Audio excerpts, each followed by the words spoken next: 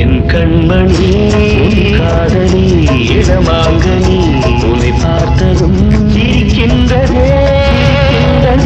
நான் சொன்ன ஜோக்கை கேட்டு நாணமும் நகைச்சுவை மன்னனில்